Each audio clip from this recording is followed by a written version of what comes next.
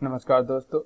Complex function के इस video में आज हम बात करेंगे geometrical representation of complex number. Complex number का ज्योमेट्रिक रिप्रेजेंटेशन कैसे किया जाता है, तो उसके बारे में जानेंगे। किसी भी कॉम्प्लेक्स नंबर को प्लेन पे कैसे हम रिप्रेजेंट करेंगे उसके बारे में आज चर्चा करेंगे।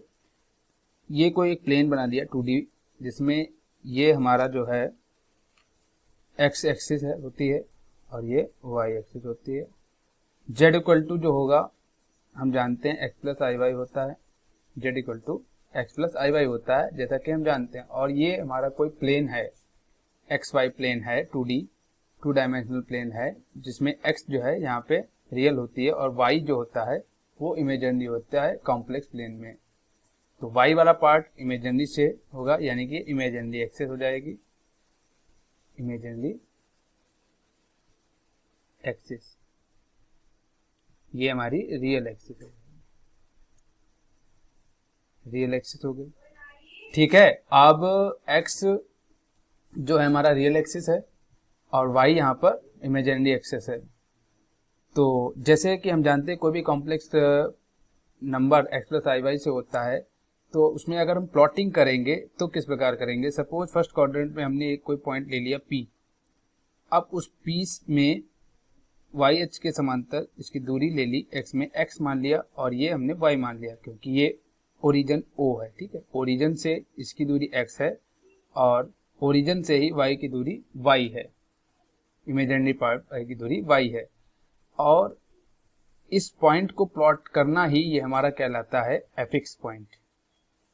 क्या कहलाता है? Affix point. ये हमारा एफिक्स पॉइंट कहलाएगा। तो यही हमारा रिप्रेजेंटेशन ऑफ कॉम्प्लेक्स नंबर हो गया ज्योमेट्रिक के रूप में। एक क्वेश्चन ले लेते हैं। क्वेश्चन जो है ये है हमारा z equal to 1 plus root 3, z equal to 1 plus root 3 i. ठीक है, तो इसमें 1 जो है हमारा रियल है, तो 1 कहाँ पे होगा? यहाँ से 1 मान लिया, ये 1 है इसकी डिस्टेंस, और रूट 3 आई इमेजिनरी, यानी कि y जो है रूट 3 डिस्टेंस पे है O से। ये हमने 1.732 होती है, लगभग 1 से ग्रेटर होगी थोड़ा, तो इसको यहाँ पे मान लेते हैं। तो यहाँ से ये जो हुआ ये 1 है और ये जो दूरी है इसको मान लिया रूट 3, तो ये 1 और ये रूट 3 हो गया। इसको ही रिप्रेजेंट करना हमारा कॉम्प्लेक्स नंबर को रिप्रेजेंट हो गया। तो ये हमारा कॉम्प्लेक्स नंबर को रिप्रेजेंट करना हो गया। और कॉम्प्लेक्स प्लेन को दूसरे गॉसियन प्लेन के नाम से भी जानते हैं, इनको गॉसियन प्लेन भी बोलते हैं। और इसका दूसरा एक और नाम है आर्गेंट प्लेन। आर्गेंट प्लेन, ये हमारा आर्गेंट प्लेन भी बोला जाता है और गॉसियन प्लेन भी बोला जाता है। और इसमें जो हम रिप्रेजेंट करेंगे किसी भी कॉम्प्लेक्स नंबर को, तो जो उसका डायग्राम बनता है उसको कहते हैं आर्गेंट डायग्राम। Urgent diagram. ठीक है, तो ये हमारा हो गया geometric representation of complex number, किसी भी कॉम्प्लेक्स नंबर का ज्योमेट्रिक रिप्रेजेंटेशन। आइए अब हम बात करेंगे किसी भी कॉम्प्लेक्स नंबर को पोलर फॉर्म में कैसे कन्वर्ट करना है, चेंज करना है, उसको पोलर फॉर्म में कैसे बताएंगे कि कोई भी कॉम्प्लेक्स नंबर है उसको पोलर फॉर्म में कैसे कन्वर्ट करेंगे। तो सपोज हम जानते हैं z इक्वल टू, क्योंकि हम जानते हैं z equal to x plus i y, यानी कि कोई भी complex number x plus i y के फॉर्म में होता है। तो एक फिगर हमने यहाँ पे ड्रॉ किया हुआ है, इसके माध्यम से हम इस क्वेश्चन को समझेंगे कि कैसे हम कन्वर्ट करें किसी भी कॉम्प्लेक्स नंबर को पोलर फॉर्म में। कोई एक्स वाई प्लेन ले लिया, फिर हमने O यहाँ पे ओरिजिन रख लिया, यहाँ पे O हमारा ओरिजिन है, और M जो होगा O से M की दूरी हमने यहाँ पे x रख ली, और M से P की दूरी हमने y मान ली, और यहाँ कोई पॉइंट हमने P ले लिया जो कि P ऑफ कॉम्प्लेक्स नंबर, किसी कॉम्प्लेक्स नंबर का ये हमने प्लॉट कर रहे हैं ना, कॉम्प्लेक्स नंबर की वैल्यू दी हुई है x और y के रूप में, तो हमने यहाँ पे इसको लेट कर लिया। अब थीटा P से ओरिजिन की जो दूरी होगी वो हमने यहाँ पे r मान ली। ठीक है, और जो उसकी O से P के बीच जो एंगल बनेगा उसको हम थीटा से डिनोट कर दे, यहाँ पे रिप्रेजेंट कर देते हैं थीटा को। अब जो ये थीटा है उसको हम यहाँ पे बोलेंगे आर्गुमेंट, आर्गुमेंट बोलेंगे, या एम्पलीट्यूड भी बोलते हैं, एम्पलीट्यूड, एम्पलीट्यूड। और ये जो आर है वो हमारा मॉड को व्यक्त करता है कॉम्प्लेक्स प्लेन में, या मॉडुलस, इसका दूसरा नाम मॉडुलस या मॉड कहते हैं। ठीक है, तो अब हम इसमें बात करेंगे कॉम्प्लेक्स वैल्यू नंबर में कॉम्प्लेक्स वैल्यू को कैसे पुट करें। तो किसी भी कॉम्प्लेक्स नंबर की वैल्यू को पुट करना हम पिछले वाले डायग्राम में सीख चुके हैं। अब इसमें हम पोलर फॉर्म के बारे में बात कर रहे हैं, तो इसको आर जो है वो मॉडुलस हो गया, इसका दूसरा नाम एब्सोल्यूट वैल्यू भी कह सकते हैं, एब्सोल्यूट वैल्यू, एब्सोल्यूट वैल्यू। तो ये हमारा मॉड जो है आर हो गया, ये थीटा आर्ग्यूमेंट, जो इनके हमने आपको नाम बता दिए। अब हम बात करेंगे कि इनको पोलर फॉर्म में कैसे कन्वर्ट कर रहे हैं। z equal to x plus i y है।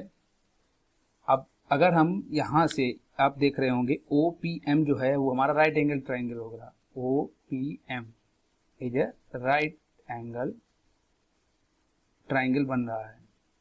तो राइट एंगल ट्राइंगल में हम देख रहे हैं कि प्रॉपर्टी, अगर हम साइन थीटा की वैल्यू अगर निकाल लें, कॉस थीटा की वैल्यू निकाल लें, तो हमें एक्स और वाई के मान फाइंड हो जाएंगे। तो साइन थीटा इक्वल टू क्या होगा, साइन थीटा इक्वल टू किसी भी त्रिभुज में क्या होता है, पाइथागोरस प्रमेय के अनुसार, या आप साइन थीटा अगर ट्रिग्नोमेट्रिक इक्वेशन अगर लगा दें तो लंब बटे कर्ण, लंब क्या है आपका पीएम यानी कि वाई वाई, और कर्ण क्या है आपका आर यानी कि ओ एम ओपी, तो ये आर हो गया। अगर हम यहाँ से y की वैल्यू फाइंड कर लें तो हमारा y इक्वल टू हो जाएगा आर साइन थीटा। और अब हम यहाँ पे x की वैल्यू फाइंड करेंगे, तो इसके लिए हम cos थीटा की वैल्यू निकाल लेते हैं। cos थीटा इक्वल टू क्या होता है, आधार बटे कर्ण यानी कि बेस बाई हाइपोटेनस, यानी बेस आपका x है और ये हाइपोटेनस जो है ट्राइंगल की r है। तो ये हो गया। अब यहाँ से x की वैल्यू फाइंड करेंगे तो x equal to r cos theta, ये हम इक्वेशन को फर्स्ट मान लेते हैं, इसको 2 मान लेते हैं। x और y की वैल्यू पता हो गई। अब आप पाइथागोरस प्रमेय के अनुसार आप r को भी फाइंड कर सकते हैं। तो r इक्वल टू आपका क्या हो जाएगा, x square plus y square, यानी कि r स्क्वायर है ना, क्योंकि कर्ण का स्क्वायर इक्वल टू लंब का स्क्वायर प्लस आधार का स्क्वायर। अब यह अंडर रूट हो जाएगा x square plus y square. तो ये हमारे r यानी कि मॉडुलस पता हो गया। ठीक है ना। अब जो 1 और 2 है ये हम कॉम्प्लेक्स नंबर में, दिए गए कॉम्प्लेक्स नंबर में अब हम वैल्यू पुट कर देते हैं, यानी कि z equal to x plus i y दिया हुआ है और x की वैल्यू मुझे पता है, अभी हमने ज्ञात की थी r cos थीटा, और y की value r sin theta.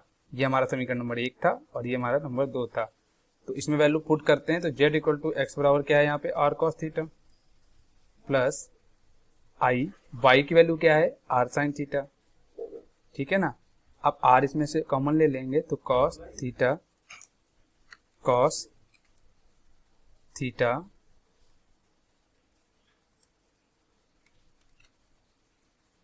Plus r sin theta, ये z इक्वल टू, ये हमारा क्या हो गया, polar form of the complex number.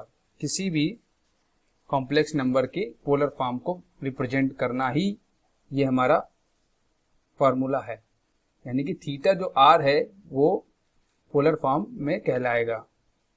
तो z इक्वल टू, अब हम ये भी जानते हैं r यहाँ पे नहीं आएगा, यहाँ पे i आएगा, यहाँ पे r i छूट गया है, ये यहाँ पे i होगा, सॉरी, क्योंकि r कॉमन ले लिया है तो cos theta plus i sin theta. ठीक है ना, तो i यहाँ पे आएगा। अब हम जानते हैं बाय एलर थ्योरम e की power i theta exponential form में होता है cos theta plus i sin theta. ठीक है ना, तो यहाँ पे cos theta plus i sin theta की वैल्यू क्या है, e की पावर i थीटा। तो ये हमारा एक्सपोनेंशियल फॉर्म में हो गया और ये हमारा पोलर फॉर्म में भी हो गया। लेकिन ये आते दोनों पोलर फॉर्म के ही अंतर्गत हैं। ठीक है, तो ये हमारा हो गया किसी भी कॉम्प्लेक्स नंबर की पोलर फॉर्म ज्ञात करने का general formula, z equal to cos theta plus i sine theta. ठीक है, तो this is the polar form of complex number।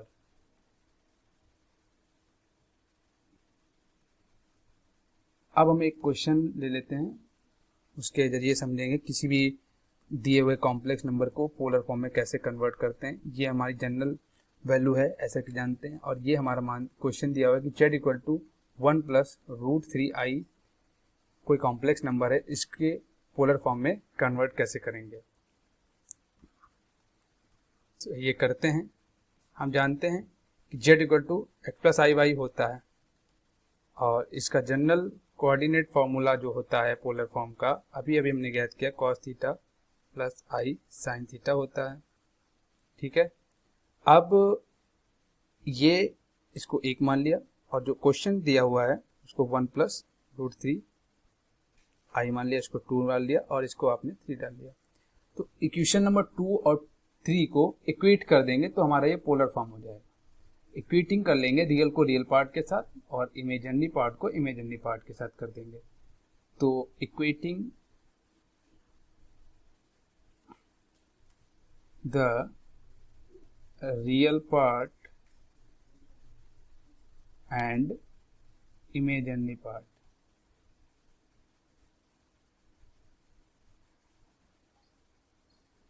ठीक है, तो इक्वेट करिए सेकेंड एंड 3 के। तो z तो 1 इक्वल टू आ जाएगा आपका r cos थीटा। ठीक है ना, real part r cos theta इसका 1 है, और यहां पे आपका आ जाएगा √3 r sin थीटा। ये इक्वेशन आप p डाल लीजिए, इसको आप q डाल लीजिए। अब आप p और q को यहाँ पे अगर स्क्वायर कर दें तो हमें r की वैल्यू पता चल जाएगी। p और q को स्क्वायर करके अगर ऐड कर दिया जाए तो हमें r की वैल्यू फाइंड हो जाएगी। तो p square plus q square करने पर, तो यहाँ पे r square cos square theta plus r square sine square theta equal to 1 का स्क्वायर प्लस √3 का स्क्वायर, यहाँ पे 1 प्लस 3 आ जाएगा, और r स्क्वायर कॉमन लेते हुए cos square theta plus sine square theta. ठीक है, तो r स्क्वायर थीटा और cos square theta plus sine square theta 1 होता है, तो r square theta equal to 4 आ गया। अब इसमें हम r स्क्वायर की वैल्यू यहाँ पे 4 आई है, तो r इक्वल टू 2 हो गया। ठीक है, अब जो r की जो वैल्यू है r इक्वल टू 2, वो मैं p और q में पुट कर दूंगा।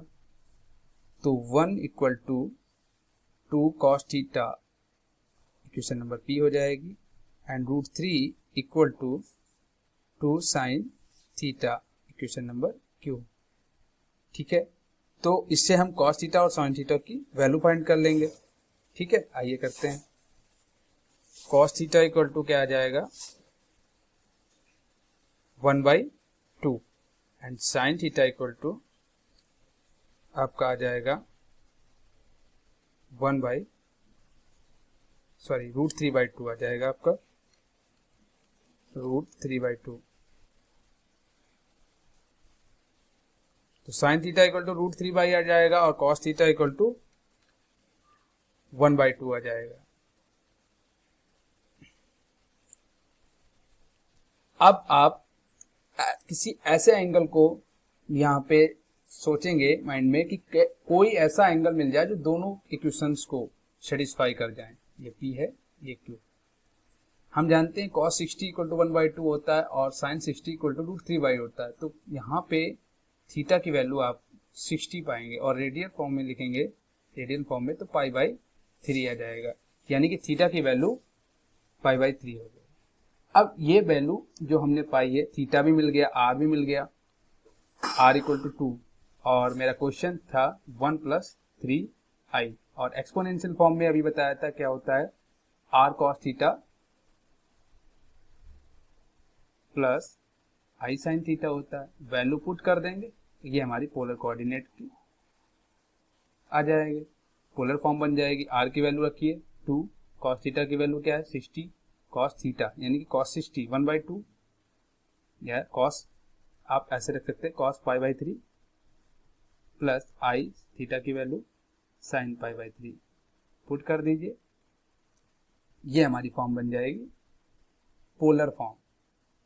पोलर फॉर्म अब आप इसको एक्सपोनेंशियल फॉर्म में अगर लिखना चाहते हैं तो e की पावर आई थीटा की वैल्यू π/3 ऐसे भी आप कर सकते हैं। तो दो आंसर आपको फाइनल हो जाएंगे, एक्सपोनेंशियल फॉर्म में और पोलर फॉर्म में। तो ये हमारा पोलर फॉर्म हो गया, ये हमारा एक्सपोनेंशियल फॉर्म हो गया। यानी कि ये जो गिवन क्वेश्चन था इसकी पोलर फॉर्म क्या आएगी, z equal to 2 cos π/3 plus i sine π/3। ये हमारी पोलर फॉर्म। और एक्सपोनेंशियल अगर फॉर्म में लिखेंगे देन 2 e की पावर आई π/3। तो दोस्तों आज हमने जाना कि किसी भी कॉम्प्लेक्स नंबर का पोलर फॉर्म कैसे ज्ञात करते हैं, और उस पोलर फॉर्म में थीटा को आर्ग्यूमेंट कहा जाता है, ये भी जाना, आर्ग्यूमेंट या एम्पलीट्यूड, और आर को मॉडुलस बोला जाता है, ठीक है, मॉडुलस या एब्सोल्यूट वैल्यू बोला जाता है। और जो प्लेन होता है उस प्लेन को कॉम्प्लेक्स प्लेन भी बोलते हैं। किसी भी कॉम्प्लेक्स नंबर को प्लेन में कैसे रिप्रेजेंट किया जाता है ये भी हमने सीखा, इसके बारे में डिस्कस किया। और किसी भी कॉम्प्लेक्स प्लेन में उसके दूसरे किन नामों से जाना जाता है वो भी हमने जाना। कॉम्प्लेक्स प्लेन को दूसरे गॉसियन प्लेन के नाम से भी जाना जाता है, और तीसरा जो है हमारा आर्गेन प्लेन भी कहा जाता है। तो दोस्तों आज के वीडियो में इतना ही, हमारे साथ जुड़े रहिए।